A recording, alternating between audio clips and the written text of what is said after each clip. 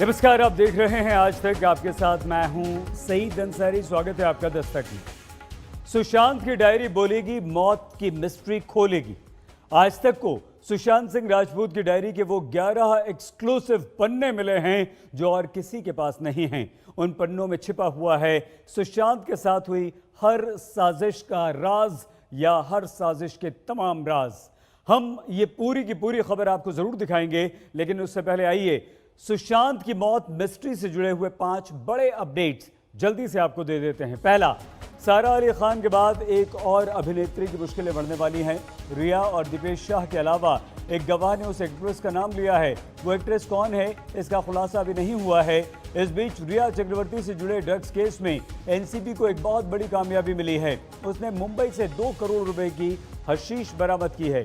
साथ ही बॉलीवुड में drug supply करने वाला पेडलर भी पकड़ा गया। वहीं रिया के भाई शौविक चक्रवर्ती और ड्रग पेडलर अनुज केशवानी की चैट आज तक के हाथ लगी, जिसमें गांजे की डिलीवरी को लेकर बात चल रही है। चौथा अपडेट यह है कि दिल्ली में एम्स की फॉरेंसिक टीम ने डॉक्टर सुधीर गुप्ता के नेतृत्व में आज बैठक की है।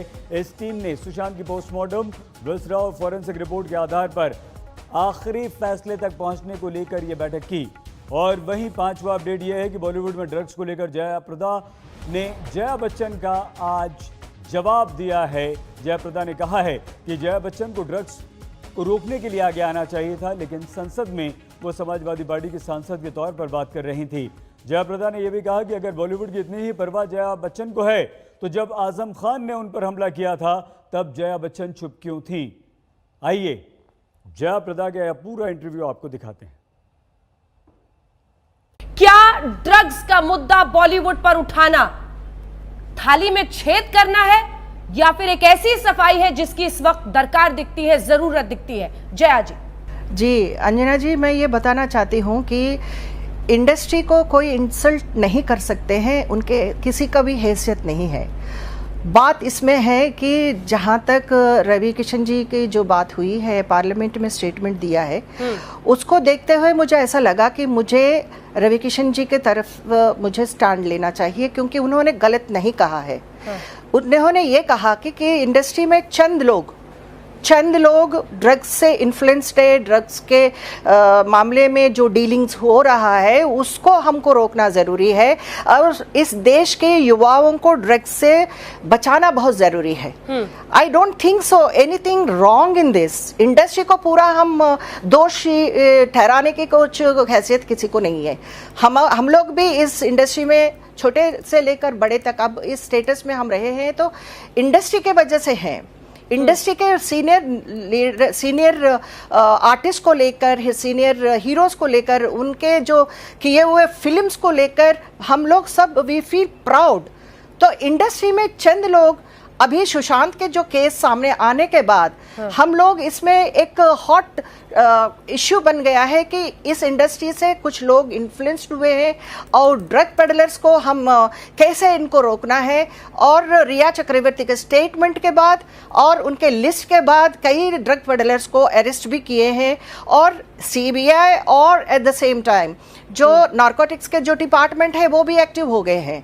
लेकिन जया जी को ऐसे क्यों सोचा है, जया जी ने ऐसे क्यों सोचा और उसके बारे में she was so aggressive and she is so upset.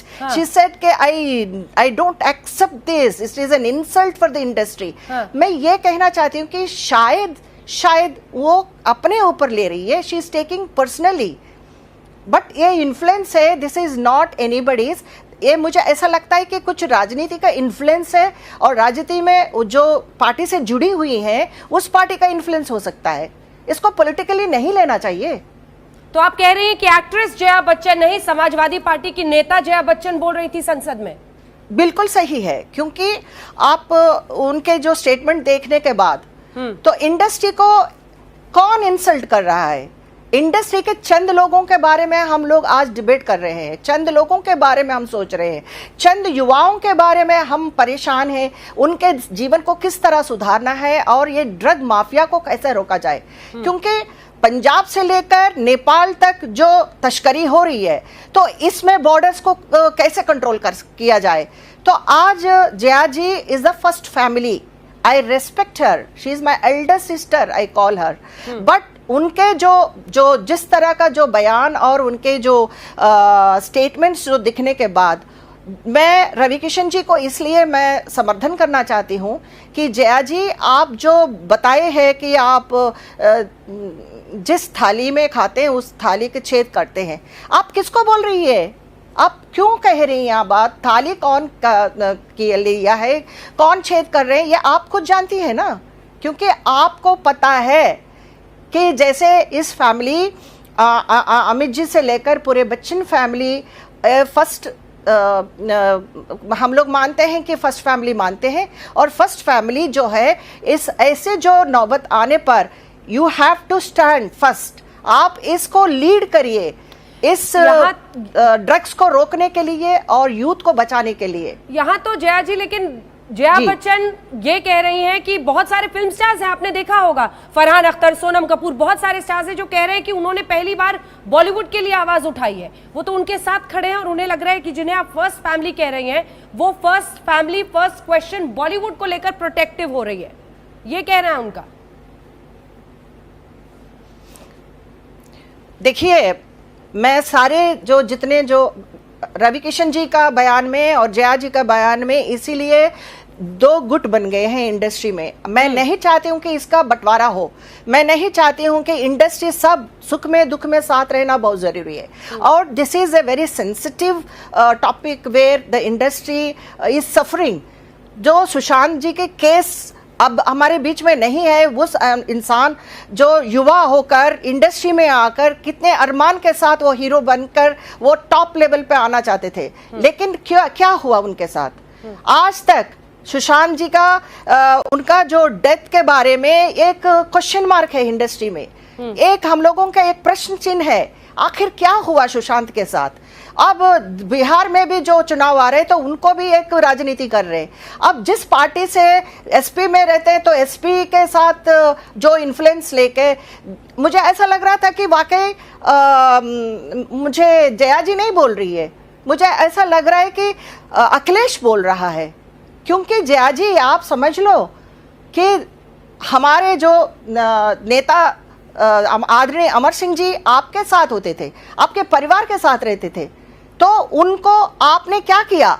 जब उनके दुख के समय पे, आपके दुख के समय पे अमर सिंह जी साथ दिए थे, लेकिन आपको उसका याद नहीं है। लेकिन अमर सिंह जी मौत और जिंदगी के जो बीच में वो जो लड़ रहे थे, तो उस समय पे आपके परिवार को अमर सिंह जी को याद करने का समय नहीं है। सिर्फ पद के लिए जया जी आप अमर सिंह जी को छोड़ दिया, क्योंकि राज्यसभा में आपको रहना है। यूथ को प्रोटेक्ट करिए, आप और अमित जी लीड करिए इस ड्रग्स का मुहिम को, आप आगे बढ़ा के इसको रोकिए। क्योंकि मैं ये पूछना चाहती हूँ अंजना जी, आपको एक बात याद दिलाना है मुझे, क्योंकि मैं जब चुनाव लड़ रही थी रामपुर में, तो जया जी का कोई एक बयान भी नहीं है जब आजम खान साहब ने मेरे ऊपर टिप्पणी की है, तब मैं उनके परिवार नहीं हूँ।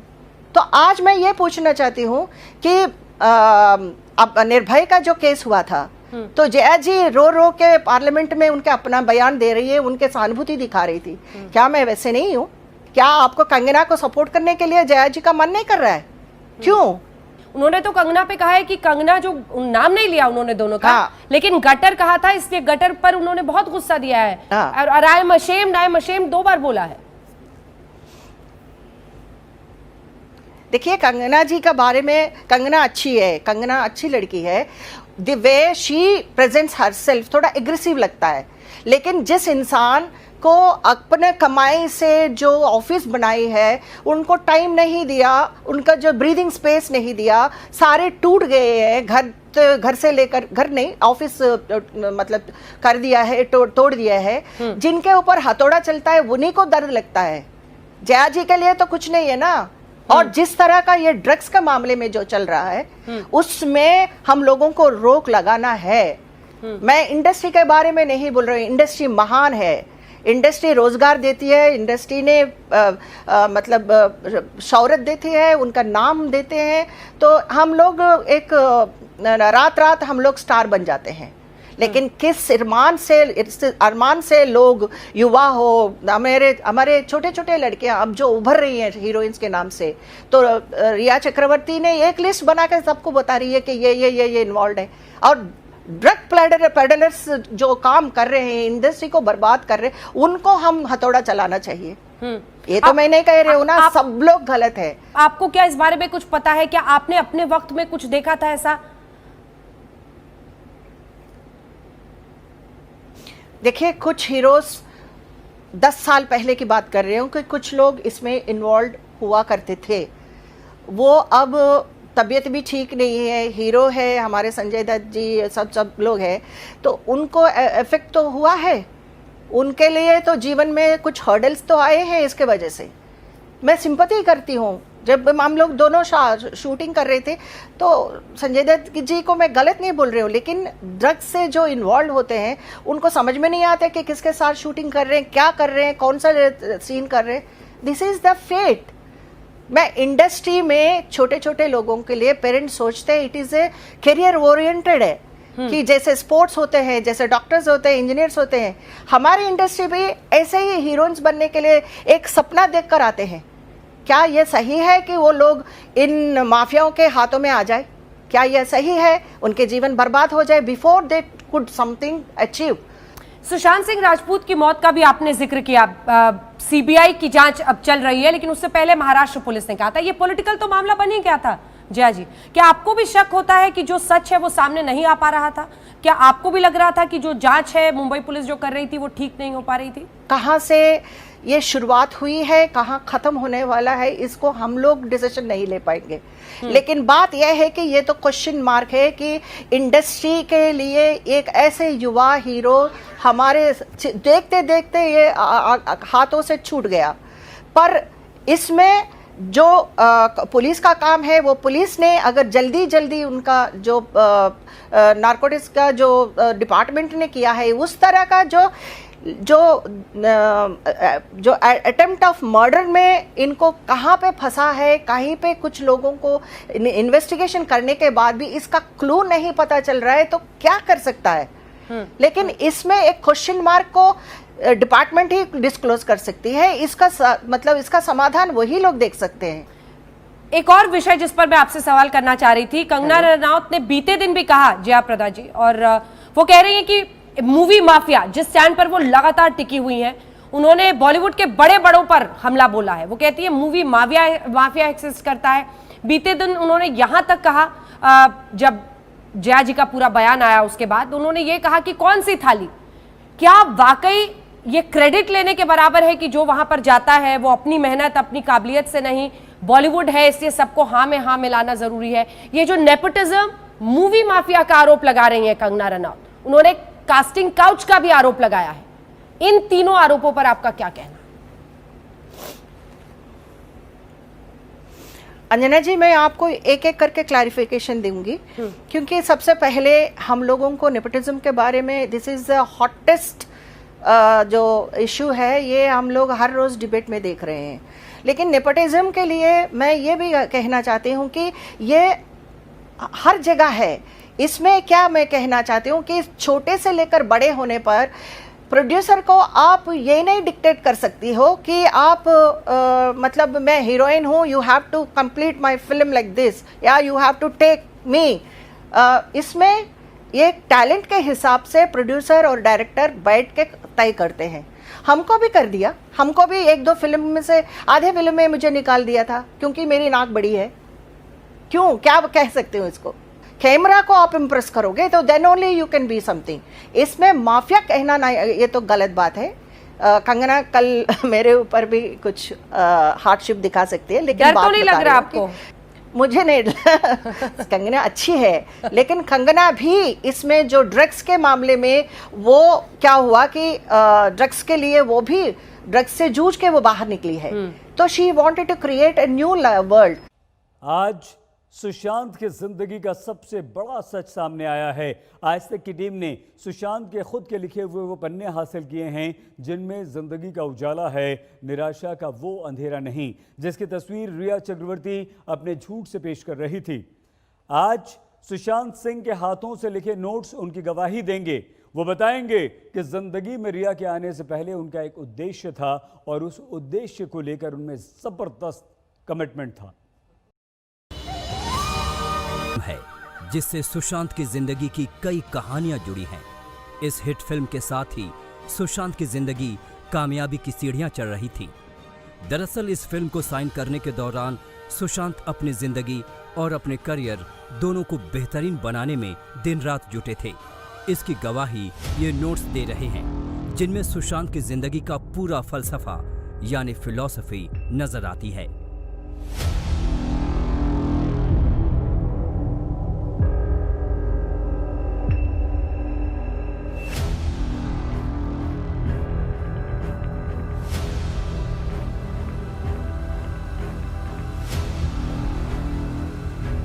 सुशांत के ये नोट्स आज तक की टीम को उनके पावना डैम के फार्म हाउस से मिले हैं।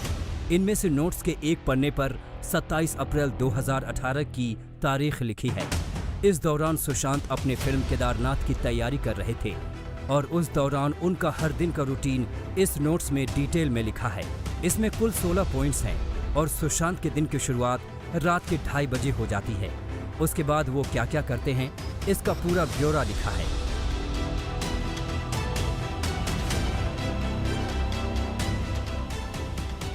2:30 बजे उठना, सुपरमैन टी, तारों को देखना, वैदिक रचनाएं पढ़ना, कोल्ड शावर,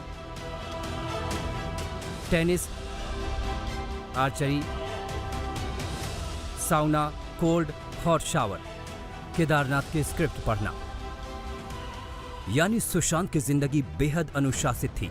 वो अपने शौक भी पूरे कर रहे थे और अपने काम को लेकर भी उनका समर्पण था। सुशांत के नोट्स में एक बात जो सबसे अहम है वो है नो स्मोकिंग। इससे लगता है अगर या तो सुशांत सिगरेट पीना छोड़ चुके थे या छोड़ देना चाहते थे। ये उस समय की बात है जब रिया उनकी जिंदगी में नहीं आई थी।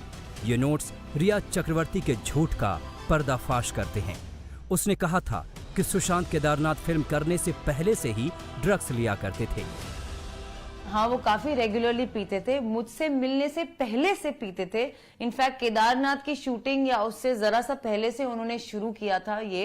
रिया ने आज तक को दिए इंटरव्यू में यह कहकर उन्हें बदनाम करने की कोशिश की थी कि सुशांत मैरुआना पीते थे, केदारनाथ की फिल्म के दौरान से ही पीते थे। लेकिन डायरी के ये पन्ने रिया के बातों और दावों की हवा निकाल रहे हैं। यानी रिया यहां भी झूठ बोल गईं। वो सच बोल रही हैं तो सिर्फ नारकोटिक्स कंट्रोल ब्यूरो के सामने। रिया की जिंदगी में आने से पहले सुशांत बेहतरीन रूटीन के हिसाब से जिंदगी जी रहे थे। इस नोट्स में स्पेंड टाइम विद कृति लिखा है। यानी उनकी जिंदगी में उस वक्त कृति सैनन थी जो उनकी को स्टार थी। इसके साथ ही सुशांत ने महेश और प्रियंका के साथ घूमने का जिक्र भी किया है। प्रियंका सुशांत की बहन है और महेश उनके दोस्त थे जो पवित्र रिश्ता में उनके साथ काम कर चुके थे। यानी सुशांत अपने दोस्तों के साथ साथ परिवार से भी जुड़े थे, उनके साथ समय बिताना चाहते थे।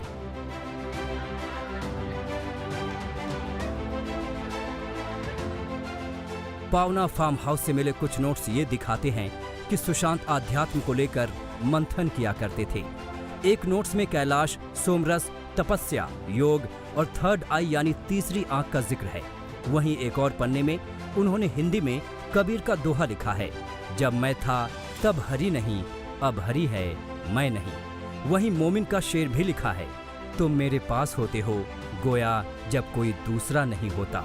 फिर अंग्रेजी में लिखा है आई एम यू, यानी सुशांत संसार के रहस्यों को ढूंढने में जुटे थे।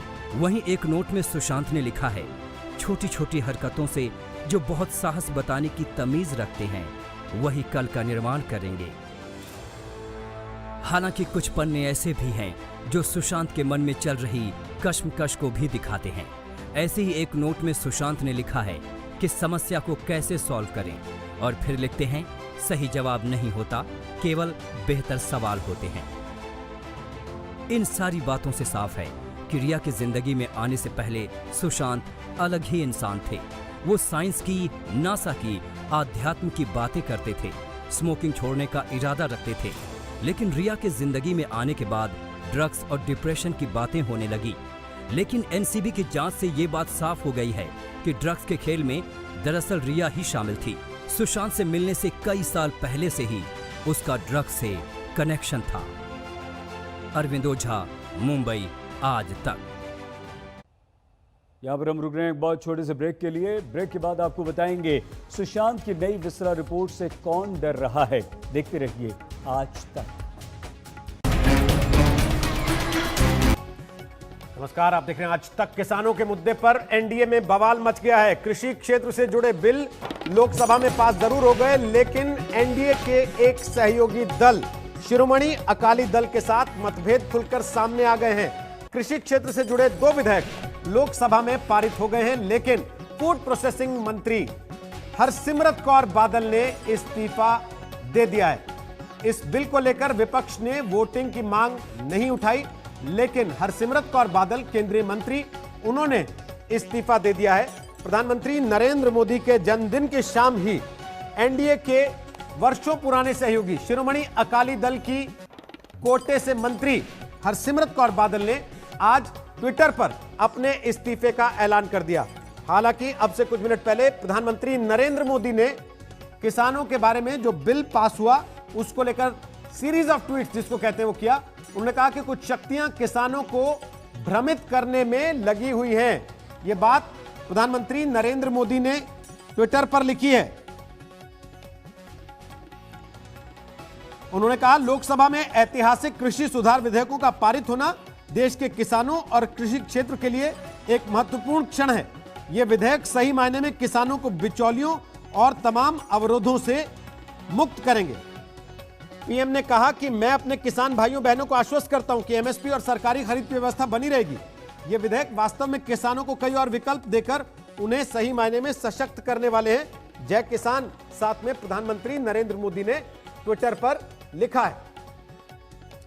लेकिन केंद्रीय मंत्री हरसिमरत कौर बादल ने इस्तीफा क्यों दिया? उनका कहना है कि उन्हें इस बिल के बारे में अंधेरे में रखा गया, वो विरोध कर रहे हैं अब इस बिल का, लिहाजा इस्तीफा दे रहे हैं। अशोक सिंघल, आज तक संवाददाता, उन्होंने हरसिमरत कौर बादल से बात की। हमारे साथ हैं हरसिमरत कौर बादल, जो कि थोड़ी देर पहले उन्होंने सरकार से इस्तीफा दिया। बात करने के लिए खुद मौजूद हैं। मैडम, आपने इस्तीफा दिया है, इतनी देरी से सवाल उठ रहा है कि पहले क्यों नहीं किया? क्योंकि बहुत प्रोसेस चल रहा था इस बिल को लेकर के। अरे भैया, जब ये ऑर्डिनेंस आया, मैंने उस टाइम भी किसानों की शंका को उठाया और मुझे भरोसा दिया गया कि ये सारी शंकाएं एड्रेस की जाएंगी, और लगातार तोमर साहब ने कोशिश भी करी।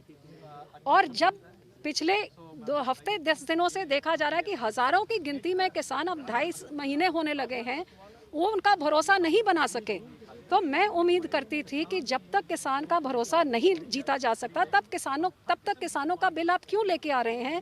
कि जिनके लिए ये बन रहा है वो ही इसके खिलाफ हैं, तो हम किसके लिए लेके आ रहे हैं? फिर प्राइम मिनिस्टर से, बाकी लोगों से बात की, उन्होंने सुनी नहीं आपकी बात? मैंने अपनी तरफ से पूरी कोशिश की कि जब तक किसानों की शंकाएं दूर नहीं होती तब तक इसको बिल को पारित नहीं करना चाहिए। लेकिन ये जब पार्लियामेंट में आया और उसी फॉर्म में पारित हुआ, तो मैंने समझा कि मैं इस कैबिनेट का, इस सरकार का हिस्सा होने के नाते मैं ऐसे फैसले का हिस्सा नहीं बन सकती जो मेरे किसान भाई बहन जिन्होंने मुझे इधर तक पहुंचाया है, जिससे वो समझते हैं उनका भविष्य बिगड़ रहा है, मैं ऐसे फैसले का हिस्सा नहीं हो सकती। मैंने अपना इस्तीफा दिया, वापस पार्लियामेंट में आके इस बिल के विरोध में अपनी आवाज उठा के इस खिलाफ। कैप्टन अमरिंदर सिंह कह रहे बहुत देर से फैसला लिया, पहले क्यों नहीं? वो तो हिस्सा थी सरकार। कैप्टन अमरिंदर सिंह, यही बता दें कि जब इन बिलों की बातचीत चल रही थी, इंटर स्टेट चीफ मिनिस्टर्स थे, तो आपने खुद सुना कि मंत्री साहब ने बोला कि कैप्टन साहब उसका हिस्सा थे, उन्होंने इसकी सहमति जताई और ये रिकॉर्डेड भी है। और दूसरी बात, कैप्टन साहब ने 2017 अपने मैनिफेस्टो में लिखा कि ये तीनों चीज जो ऑर्डिनेंस में वो करेंगे। उन्होंने 2017 से अपने पंजाब में 3 साल से लागू भी किया हुआ है, और 2019 के मैनिफेस्टो में राहुल गांधी, मनमोहन सिंह सब ने लिखा हुआ है कि ये लागू होगा। आज कांग्रेस किस मुंह से विरोध कर रही है? ये तो खुद इसको लगाया हुआ है पंजाब में। इनका दोगलापन, डबल फेस आज पूरी तरह एक्सपोज हो गया है। श्रोमणी अकाली दल, आज हमने एक लंबे संघर्ष का अपने किसानों का साथ हमने दिया है। ये जो दूसरी भाषा बोलते हैं, आज वोट के लिए भी वॉकआउट आज भी कर गए। आखिरी सवाल, समर्थन वापसी भी हो सकती है क्या एनडीए से? कौन सी समर्थन जो वो मेरे पार्टी का फैसला, मेरा फैसला नहीं। मैंने मंत्री पद से इस्तीफा दिया है अपने किसानों के साथ। आज पंजाब की बेटी नहीं लेकिन देश भर की किसानों की बेटी आज अपने किसानों के साथ खड़ी है जिनके मन में ये शंकाएं हैं। और मैं समझती हूँ जिसके लिए बिल बना है उनकी शंका दूर करनी सबसे ज़रूरी थी, क्योंकि बिल उनके लिए, हम किसके फ़ायदे के लिए कर रहे हैं? जिसके फ़ायदे के लिए कर रहे हैं जो वो ही आश्वस्त नहीं है, तो हम क्यों ऐसा बिल लेके आ रहे हैं? कैमरामैन रितेश के साथ अशोक सिंघल, दिल्ली आज तक। तो केंद्रीय मंत्रिमंडल से इस्तीफा दे दिया हरसिमरत कौर बादल ने। कहा आगे की रणनीति पर आगे बात करेंगे, लेकिन फिलहाल मंत्रिमंडल से उन्होंने इस्तीफा दे दिया। मगर प्रधानमंत्री नरेंद्र मोदी ने भी ट्वीट किए। उसके पहले हरसिमरत कौर बादल ने ट्वीट करके कहा, मैंने किसान विरोधी अध्यादेशों और कानून के विरोध में केंद्रीय मंत्रिमंडल से इस्तीफा दे दिया है। किसानों की बहन और बेटी के रूप में किसानों के साथ खड़े रहने पर मुझे गर्व है।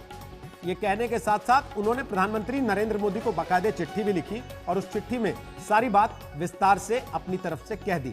हरसिमरत कौर बादल ये कह रही हैं कि उन्होंने विरोध किया लेकिन उनकी बात सुनी नहीं गई।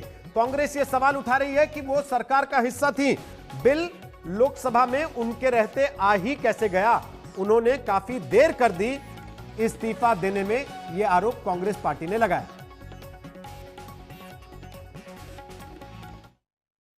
केंद्रीय मंत्रिमंडल से शिरोमणि अकाली दल की नेता हरसिमरत कौर बादल ने इस्तीफा दे दिया। हरसिमरत कौर बादल खाद्य प्रसंस्करण मंत्री का कार्यभार संभाल रही थी, यानी कि फूड प्रोसेसिंग मिनिस्टर। और प्रधानमंत्री के जन्मदिन की शाम ही हरसिमरत कौर बादल ने वर्षों से शिरोमणि अकाली दल के एनडीए का हिस्सा होने के बावजूद एक अलग राह पकड़ी, यह कहते हुए कि सरकार जो बिल लेकर आ रही है किसानों के नाम पर, वो असल में किसान विरोधी हैं। हमारे साथ इस समय पंजाब से सांसद आम आदमी पार्टी के भगवंत मान मौजूद हैं, हम उनसे सीधे बात कर सकते हैं। मान साहब, सबसे पहले हरसिमरत कौर बादल के इस्तीफे पर और शिरोमणि अकाली दल के स्टैंड पर आपका रिएक्शन, आपकी प्रतिक्रिया। देखिए, बड़ा मशहूर एक शेर है कि बहुत देर कर दी साहब आने में, मतलब इस इस्तीफे का कोई मायना नहीं रह गया। इस्तीफा उस दिन देना चाहिए था हरसिमरत कौर बादल जी को जिस दिन ये ऑर्डिनेंस कैबिनेट में आया था, जून में। जब कैबिनेट में ये बैठी थी तब वहां विरोध जताती। अगर वहां इनको बोलने का समय ना मिलता, वॉकआउट कर जाती कैबिनेट से और बाहर आके बोलती मीडिया को कि हमारी बात नहीं सुनेंगी, ये विधायक जो है, ये ऑर्डिनेंस है, ये जो है किसान विरोधी है, इसलिए मैं इस्तीफा देती हूँ। इस्तीफा उस समय देना चाहिए था, क्योंकि उस समय इनको पता नहीं था अकाली दल को कि ये किसान जो हैं वो इतना बड़ा पंजाब में और हरियाणा में संघर्ष करेंगे, इतना बड़ा मूवमेंट बन जाएगा। तो अब जब इनको जमीन का पता चला, आम आदमी पार्टी पहले दिन से विरोध करती आ रही है। जो बात आज सुखबीर बादल कह रहे थे कि पहले तो ये फायदा देंगे, हो सकता है एक दो फसलों के, उसके बाद जब उनके जो कंपटीटर खत्म हो गए तब मनमर्जी करेंगे। यही बात मैंने जून में प्रेस कॉन्फ्रेंस करके चंडीगढ़ में कही थी। मैंने जो सुखबीर बादल ने उस दिन बोला कि जियो की तरह पहले फ्री डाटा देने के लालच में वो कस्टमर इकट्ठे करेंगे, बाद में जब हो गया तो सब कहेंगे आओ जी अब इतने पैसे लेंगे। यही बात उस दिन बोली उन्होंने, सुखबीर ने। तो आम आदमी पार्टी और किसान जथेबंदियों की ये जीत है कि इनको 43 साल पुराना एनडीए का गठजोड़ टूटने पर मजबूर किया। लोगों ने किया, ये लोगों ने पंजाब में बोर्ड लगा रखे हैं। आज मैंने बोला भी था उसमें कि गांव में घुसने नहीं देंगे उनको जो इस बिल का जो है विरोध नहीं करेगा। तो उसी डर से इन्होंने आज इस्तीफा देने का एक ड्रामा किया। अब क्या फायदा हुआ? मतलब ये बिल यहां तक पहुंचना नहीं चाहिए था। अकाली दल इस बिल को पेश जो है वो ना करने देता तो मान जाते कि हाँ किसानों के पक्ष में है। ये तो बस एक दिखावा है। मतलब पंजाबी में कहावत है कि चीची नु खून ला के शहीद बनने की कोशिश कर रहे हैं, उंगली को खून लगाकर शहीद बनने की कोशिश कर रहे हैं, लेकिन इसका कोई फायदा नहीं होगा। बहुत देर हो गई, अब तो बिल पास हो गया, अब इस्तीफा देने का क्या फायदा हुआ? मान साहब, लेकिन कांग्रेस पार्टी ये कह रही है कि असल में पंजाब का चुनाव सामने है और आने वाले चुनाव में इन लोगों को यह लग रहा है कि इनको नुकसान हो जाएगा, इसलिए ये जो बात आप कह रहे हैं ना कि उंगली कटा के शहीद होने की कोशिश ये इन लोगों ने की है, क्या आपको भी ऐसा ही लगता है कि पंजाब का चुनाव जो 2022 में होना है उसके लिए आज से जमीन तैयार करनी है इनको? देखिए रोहित जी, अकाली दल तो पहले ही तीसरे नंबर पर है। 2017 में लोगों ने इनको नकार दिया था, जब गुरु ग्रंथ साहब जी की बेअदबी और इतने बड़े ड्रग नेक्सस में नाम आते हैं बड़े बड़े इनके नेताओं के, तो लोगों ने तो इनको 2017 के इलेक्शन में तीसरे नंबर पर धकेला था। पहली बार हुआ 1920 में अकाली दल बना था और 2019 में खत्म हो गया।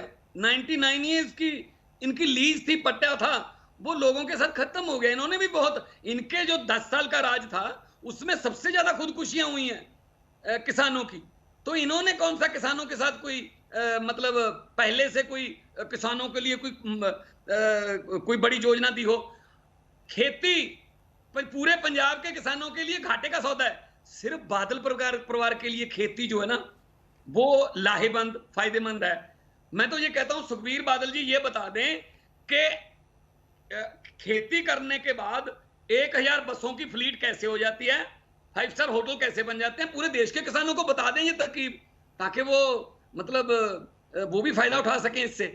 सो कहीं ना कहीं जब इनको पता चला कि लोगों ने इनका गांव में घुसना बंद कर दिया है, पोस्टर लगा रखे हैं पंजाबी में कि जेड़ा किसानां दे हक च खड़ू ओही पिंडां च बढ़ू, मतलब जो इसके किसानों के पक्ष में होगा वही गांव में आ सकता है। तो इस डर से ये आज इस्तीफा दिया है। ये आम आदमी पार्टी का दबाव और किसान जथेबंदियों के दबाव की वजह से हुआ है। मान साहब, विरोध क्यों है आपका?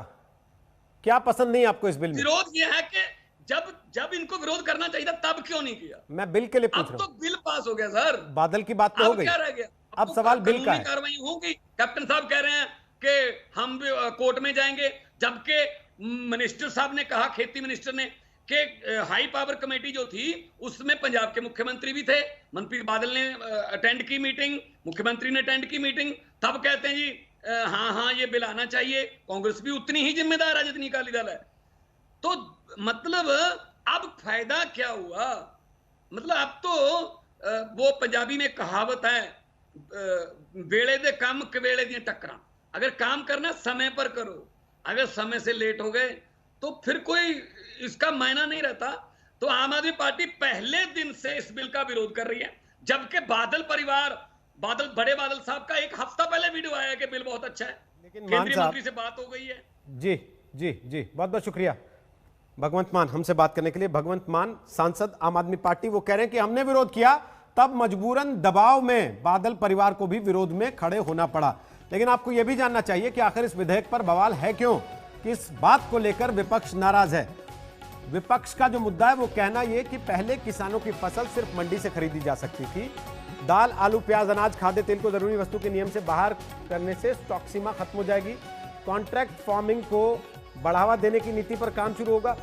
कुछ चीजों को लेकर विपक्ष ने सवाल उठाए हैं। उनका कहना यह है कि जो खास तौर पर न्यूनतम समर्थन मूल्य का मामला है उसका कोई मतलब नहीं रह जाएगा उसके बाद अगर ये बिल लागू हो जाते हैं। लेकिन बड़ी बात यह है कि 2 बिल पास हो चुके हैं लोकसभा में और विपक्ष ने उस बिलों पर वोटिंग की मांग तक नहीं की। सड़क पर विपक्ष जरूर विरोध कर रहा है, कांग्रेस लगातार इस बिल का विरोध कर रही है और प्रधानमंत्री नरेंद्र मोदी ये कह रहे हैं कि किसानों को भ्रमित करने के लिए बहुत सारी शक्तियां लगी हुई हैं। मैं अपने किसान भाइयों और बहनों को ये आश्वस्त करता हूं कि एमएसपी और सरकारी खरीद की व्यवस्था बनी रहेगी। ये विधेयक असल में किसानों को कई और विकल्प प्रदान करके उन्हें सही मायने में सशक्त करने वाले विधेयक हैं। जय किसान भी साथ में प्रधानमंत्री नरेंद्र मोदी ने लिखा है। तो ये एक मोर्चा खुल गया है और पहले विपक्ष और सरकार के बीच ये मोर्चा खुला हुआ था, लेकिन अब सरकार के भीतर ही हरसिमरत कौर बादल ने इस्तीफा देकर नया मोर्चा खोल दिया है। छोटा सा ब्रेक ले रहे हैं। खबरें लगातार आज तक पर जारी हैं, आप बने रहिए आज तक। नमस्कार, मैं हूं अंजना ओम कश्यप। हमें उम्मीद है ये वीडियो आपको पसंद आया होगा। लेटेस्ट खबरों के लिए यूं ही देखते रहिए आज तक और इस वीडियो के पसंद आने पर लाइक, शेयर एंड सब्सक्राइब करना ना भूलें।